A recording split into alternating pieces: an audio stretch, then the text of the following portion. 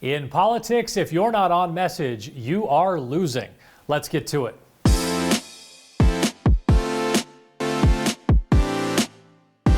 Welcome to On Message, a weekly look at where the battle lines are drawn and who is winning the war of words. This week, handle with care.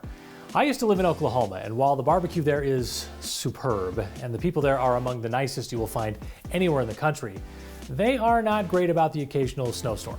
I think that becomes even more the case as you go south into Texas. This past week, much of that region was blanketed with snow and millions were left without power, heat, and even water.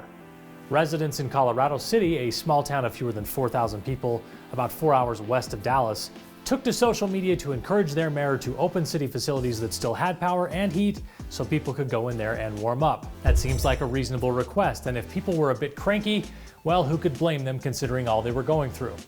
Well, the mayor of Colorado City was also feeling a little bit cranky, and as you'll see from his response posted on Facebook, it went south from there.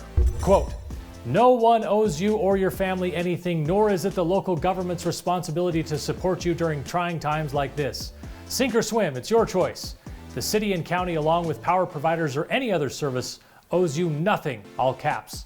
"I'm sick and tired of people looking for a darn handout." Sounds like no one should confuse the now former Mayor Tim Boyd with Winston Churchill. Churchill, of course, famously said, "Tact is the ability to tell someone to go to hell in such a way that they look forward to the trip." Boyd also went on to suggest that anyone looking for help from the city during the outage was the result of bad parenting. So what's this week's lesson? Don't do that. Just don't do that. Just about everyone can be a jerk from time to time, and throughout much of human history, there wasn't a lot of danger in it. Most of us could only offend so many people at once. But social media platforms have given us all the ability to take a self-inflicted wound from the level of paper cut to an atom bomb, just like that. It's easy to forget that, to some extent, what you post on social media would have been the equivalent of going on TV 30 years ago to just rant and rave about something. Think of social media as a loaded weapon. Handle it with extreme caution. If you find yourself ready to react passionately to something, anything, go ahead and write that post if you must, but for heaven's sakes, don't publish it until you've had time to cool down. Have a trusted friend or an advisor look at it and get some feedback on how it will probably play out. It's probably not written as clearly as you would like, and it may say what you don't want it to say at all. Even skilled professionals like to test messages before they implement them.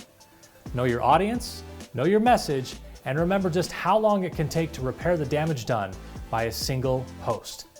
That's it for this week. More On Message in the next issue of Utah Political Underground. Don't forget to like this video and subscribe to our new YouTube channel.